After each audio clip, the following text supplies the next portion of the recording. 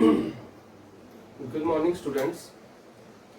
जैसे कि आपको पता है कि कंट्री में कुछ क्राइसिस हैं, कुछ फिनेंशियल प्लस आपका कोरोना के कारण कुछ प्रॉब्लम चल रही है, जिसके कारण आपका लॉकडाउन पूरे ऑल ओवर द कंट्री में है।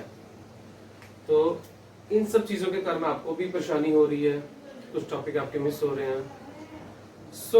मैंने इस चीज़ को कंसीडर करते हुए अभी आज आपका पहला चैप्टर स्टार्ट कर रहा हूँ मैं, जेनेटिक्स, जिसमें हम पढ़ेंगे कि जेनेटिक्स टॉपिक में जैसे आपको पता है principle of inheritance and variation, और आपको मॉलिक्यूलर डीएनए का स्ट्रक्चर, ये सब हम इस जेनेटिक्स चैप्टर में हमने पढ़ना है। ठीक है, जिसमें आपका जॉन ग्रेगर मेंडल, जो आपका जेनेटिक्स का फादर हैं, उन्होंने क्या क्या डिस्कवर किया, उन्होंने क्या एक्सपेरिमेंट्स किए और क्यों उनको स्टार्टिंग में उनकी जो एक्सपेरिमेंट थे फेल हो गए, या उनको सक्सेस क्यों नहीं मिली, या जो एक्सपेरिमेंट्स उन्होंने किए जो सही थे लेकिन उनको सक्सेस क्यों नहीं मिली, जो भी रीजंस थे वो आज हम इस चैप्टर में हम डिस्कस करेंगे। तो टॉपिक वाइज टॉपिक मैं वीडियो बनाऊंगा। तो आज हम स्टार्ट कर रहे हैं जेनेटिक्स।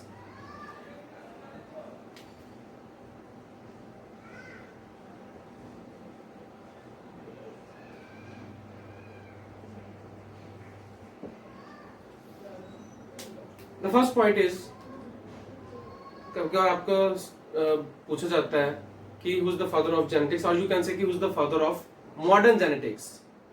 तो फादर ऑफ जेनेटिक्स कौन है?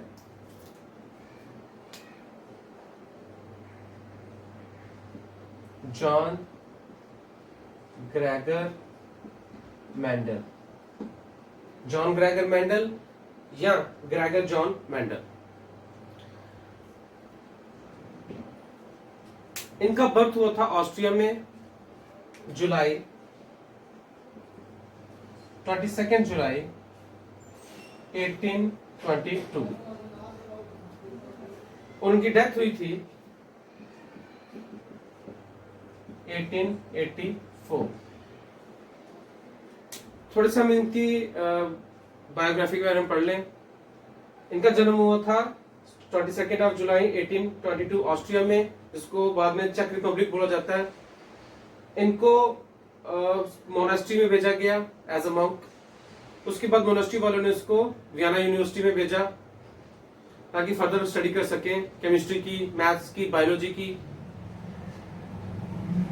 वियना की यूनिवर्सिटी में उन्होंने जब अपनी स्टडी कंप्लीट की, उसके बाद दोबारा फिर से वो कहाँ पे आपके मोनास्ट्री में वापस आए और उन्होंने अपने एक्सपेरिमेंट करना स्टार्ट कर दिए। एक्सपेरिमेंट्स स्टार्ट किए और नियर अबाउट 6 इयर्स लगे उनको, 6 साल लगे उनको अपने एक्सपेरिमेंट करने में। एक्सपेरिमेंट कंप्लीट हुए, उन्होंने उसको पब्लिश करने की कोशिश की या कुछ उनकी सक्सेस के बारे में बताने की कोशिश की। बट प्रॉब्लम क्या हुई कि उन्होंने जो भी काम किया उनको उनके मरने से पहले, उनकी डेथ से पहले उन चीजों को सक्सेस नहीं मिली। तो रीजन क्या थे हम बाद में डिस्कस करेंगे। But after the death of John Gregor Mendel in 1884, after 16 years, 16 साल बाद, मींस 1900 में 3 साइंटिस्ट थे आपके, जिन्होंने सेम एक्सपेरिमेंट किया और उन्होंने देखा कि जो भी उनका रिजल्ट था that was similar to the John Gregor Mendel's experiments. तो उनके बाद, उनके मरने के 16 साल बाद उनको इस चीज का सक्सेस मिला कि भाई जेनेटिक्स में जो भी एक्सपेरिमेंट्स थे, जो भी लॉज थे, जो हम फर्दर डिस्कस करेंगे, वो सारे के सारे कौन किसने प्रूव किए थे? John Gregor Mendel. तो द क्वेश्चन इज, वो 1900 में कौन से साइंटिस्ट थे? वो 3 साइंटिस्ट थे जिनका नाम था Hugo de वराइस,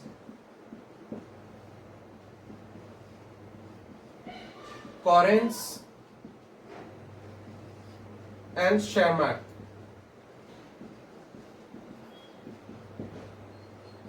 These were the 3 scientist. तो ये तो जॉन ग्रेगर मेंडल की थोड़ी हिस्ट्री थी। अब हम इसके बाद पढ़ेंगे कि उन्होंने क्या किया, उन्होंने किस चीज के ऊपर एक्सपेरिमेंट किया। उन्होंने एक्सपेरिमेंट किया एक पी प्लांट के ऊपर जिसका साइंटिफिक नेम है पाइसियम सैटिवम।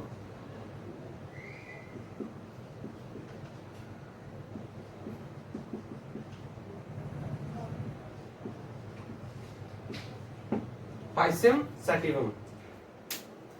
इसके बाद हम आगे पढ़ेंगे कि उन्होंने पी प्लांट क्यों चूज किया, या उनका क्या प्रॉब्लम थी कि उनको उनके जिंदा रहते दौरान उनकी ख्याति प्राप्त क्यों नहीं हुई, जो उन्होंने एक्सपेरिमेंट किया उनको सक्सेस क्यों नहीं मिली, या उनको एक्सेप्टेंस क्यों नहीं किया गया।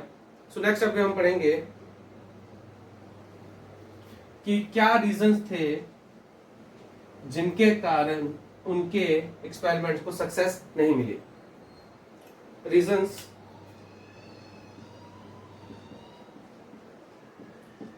For non recognition.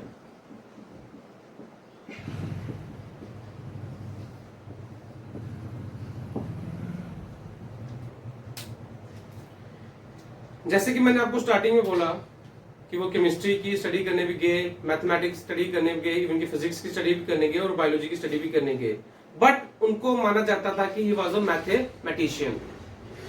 तो जब उन्होंने अपने रिसर्च के जो रिजल्ट्स थे, जो बायोलॉजिस्ट को दिखाए, उन्होंने जो अदर जो बायोलॉजिस्ट थे उनको दिखाए, तो उन्होंने बोला कि हाउ द मैथमेटिशियन, कैसे मैथमेटिशियन बायोलॉजी में एक्सपेरिमेंट कर सकता है। तो पहला पॉइंट क्या था उनकी सक्सेस ना होने का, he was a mathematician। सो जो बायोलॉजिस्ट थे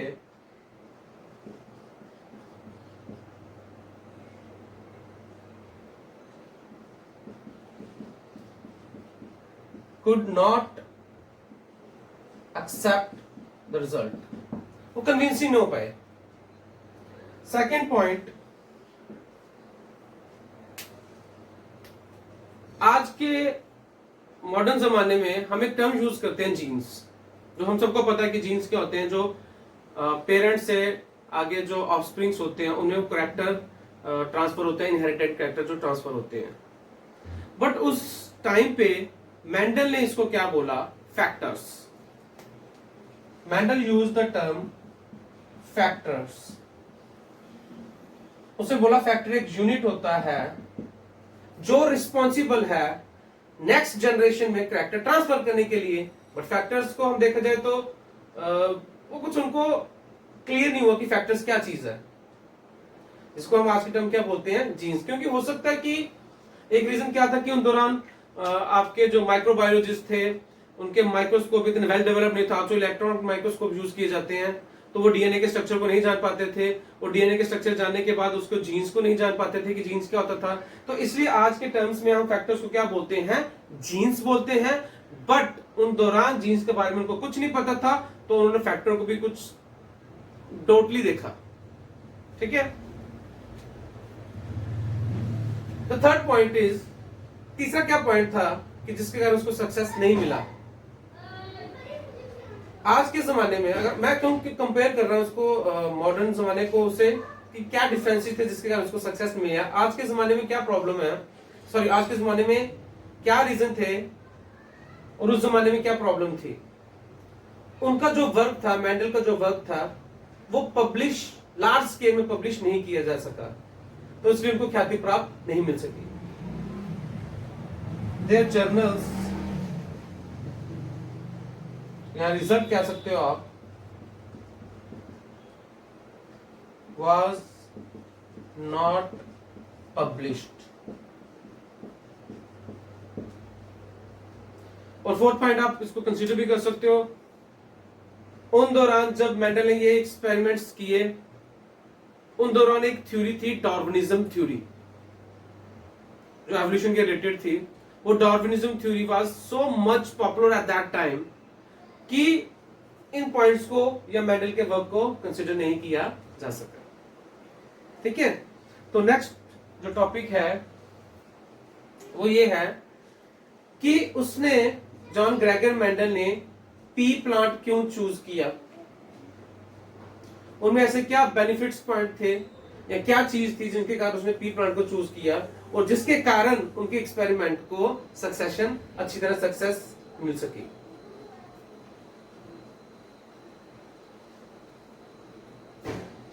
इट मीन्स कि यू कैन से कि भाई a question can be asked कि write down the reasons कि why he choose the why the Mendel choose the pea plant। तो ये वही पॉइंट्स हैं जिसके कारण मैं आपको बताने जा रहा हूँ कि why the Mendel choose the pea plants। Question can be asked.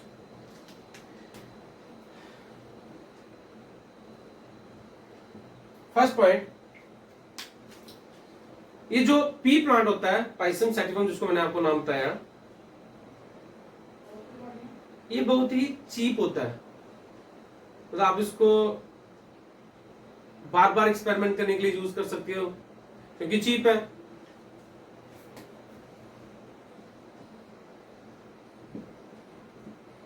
Second point, इसका जो लाइफ साइकिल होता है पी प्लांट का वो 3-4 हफ्ते 5 हफ्ते का हो सकता है।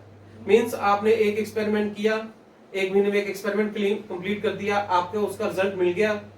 रिजल्ट मिलने के बाद अब दोबारा से नेक्स्ट फिर से आप पी प्लांट यूज कर सकते हो क्योंकि महीने का साइकिल होता है। तो 1 महीने में आप अलग अलग लेवल पे आप हजारों पी प्लांट के साथ आप एक्सपेरिमेंट कर सकते हो क्योंकि उनका शॉर्ट लाइफ साइकिल होता है।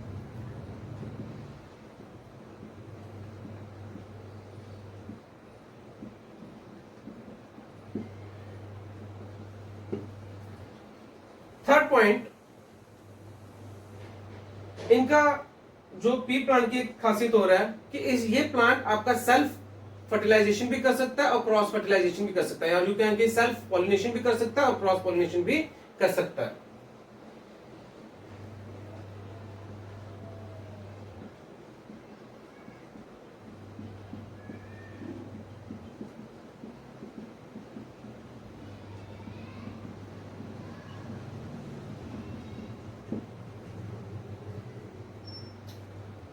और फोर्थ पॉइंट है कि इस पी प्लांट में मैक्सिमम डिस्टिंक्ट कैरेक्टर्स होते हैं, कॉन्ट्रास्टिंग कैरेक्टर्स होते हैं।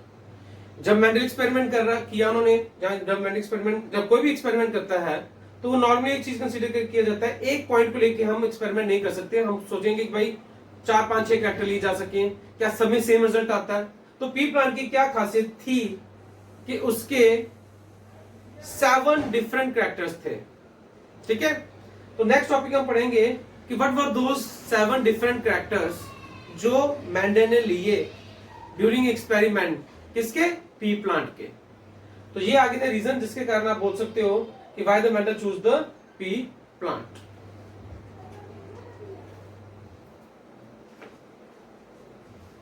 आप फोर्थ पॉइंट भी ऐड कर सकते हो कि having a maximum different characters. ये भी फोर्थ पॉइंट है, मैं लिख देता हूं यहां पे, different one of the same thing, different and contrasting character।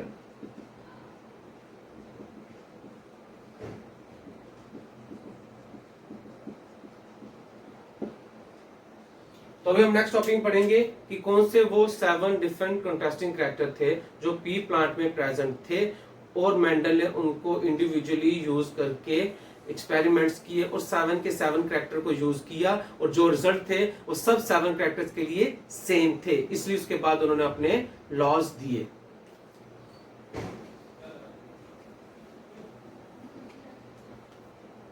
So the next topic is 7 different characters जो मेंडल ने यूज किए।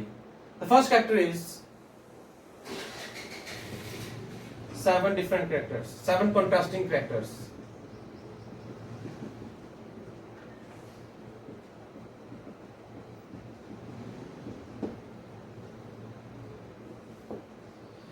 पहला कॉन्ट्रास्टिंग कैरेक्टर था फ्लावर पोजीशन, कि जो फ्लावर है वो पी प्लांट में कहां प्रेजेंट होता है। उसके 2 नॉर्मल पोजीशंस होती हैं, एक्सिलरी और टर्मिनरी। एक पोजीशन को हम डोमिनेट कंसीडर करेंगे और एक को हम रिसेसिव कंसीडर करेंगे। The first is flower position.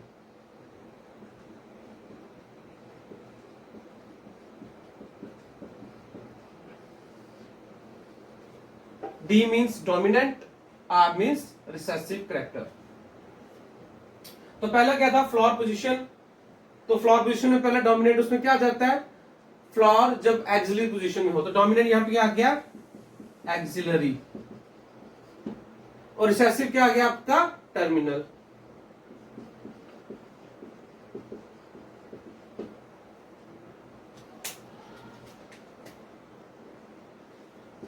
Second, flower position, know the second is flower colour. मैं शॉर्ट लिख रहा हूं। इसमें फ्लावर का जो कलर होगा, किसको हम डोमिनेंट लेंगे, किसको हम रिसेसिव लेंगे।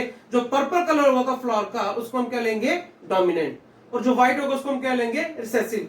ये चीज बताने से पहले मैं आपको बता दूं व्हाट इज डोमिनेंट और व्हाट इज रिसेसिव। देखो, किसी चीज को हम डोमिनेंट बोलेंगे, लेट्स सपोज मैं 1000 पॉपुलेशन की बात कर लेता हूं, 1000 लोग वहां पे प्रेजेंट हैं, उसमें से मैं देखता हूं कि 990 समथिंग में वो सारे के सारे क्या है, टॉल है, और जो कुछ है वो क्या है, ड्वार्फ, ये शॉर्ट। तो जो मैक्सिमम होगा उसको हम क्या बोलेंगे, डोमिनेंट, और जो कम होगा उसको हम क्या बोलेंगे, रिसेसिव। तो जो हाइट वाले होंगे, टॉल होंगे, वो क्या हो जाएगा, डोमिनेंट कैरेक्टर, और जो कम वाला होगा वो क्या हो जाएगा, रिसेसिव। तो ऐसे ही जब उसने एक्सपेरिमेंट किया होगा, सबसे पहले उन्होंने पी प्लांट में देखा होगा कि कौन कौन से टाइप के फ्लावर हैं, तो सबसे ज्यादा किस नंबर के होते हैं। जो पर्पल उन्होंने देखा सबसे ज्यादा, उसको उन्होंने डोमिनेंट कंसीडर कर लिया, और जो कम था उसको उन्होंने क्या कंसीडर कर लिया, रिसेसिव। तो यहाँ पे पर्पल क्या आ गया आपका, डोमिनेंट, और व्हाइट क्या आ गया आपका, रिसेसिव।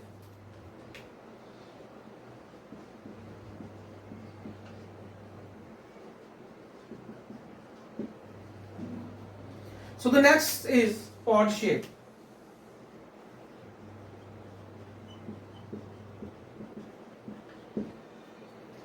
अब पॉड शेप के दो शेप होती हैं, इन्फ्लेटेड और कंस्ट्रिक्टेड।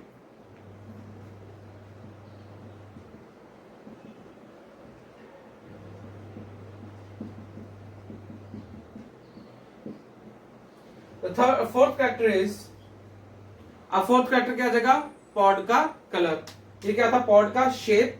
शेप देखने में कैसा आपने देखा होगा कि मटर होता है, उनकी जो ऊपर की शेप होती है, कभी ऐसे फुली होती है, फ्लैटेंड होती है, अब सिकुड़ी होती है, तो दैट इज पॉड शेप। अब क्या आ गया, पॉड कलर।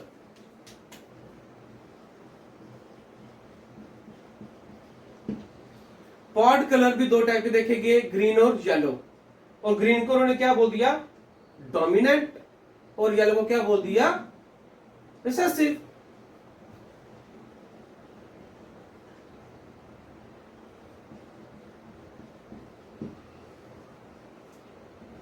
फिफ्थ कैरेक्टर आ गया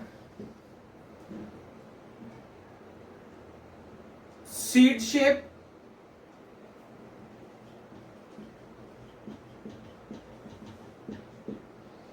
जो सीड होता है पी का, वो कैसे हो सकता है, डोमिनेंट क्या आ गया, राउंड, और रिसेसिव क्या आ जाएगा, रिंकल्ड।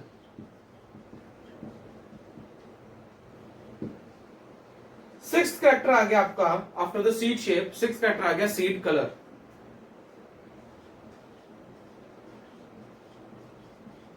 कि सीड का कलर कैसा होता है, जो पी प्लांट होता है उसका सीड का कलर कैसा हो सकता है। येलो जो होगा वो आ गया डोमिनेंट, और ग्रीन क्या आ गया, रिसेसिव।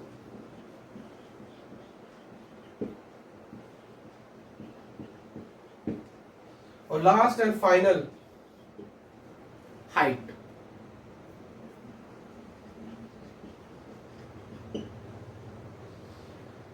डोमिनेंट क्या आ जाएगा, हाइट का, जैसे मैंने आपको स्टार्टिंग दिया था, टॉल, और रिसेसिव क्या आ जाएगा, ड्वार्फ या शॉर्ट।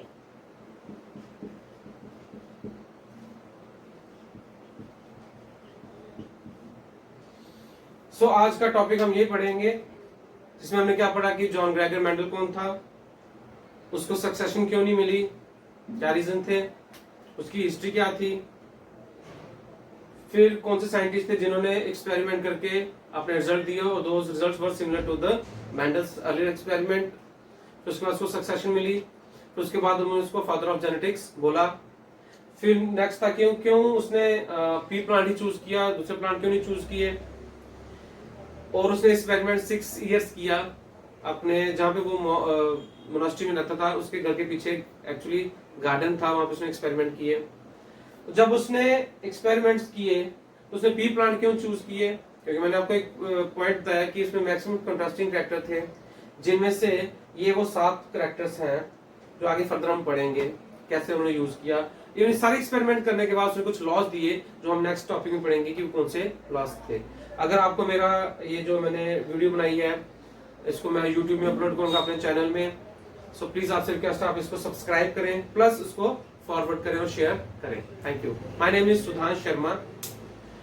मैं अपना लिंक में अपना मोबाइल नंबर भी मेंशन कर दूंगा। कोई प्रॉब्लम हो गया मुझे कॉल कर सकते हैं या व्हाट्सएप में कोई क्वेश्चन हो सकता है मुझसे पूछ सकते हैं। Thank you.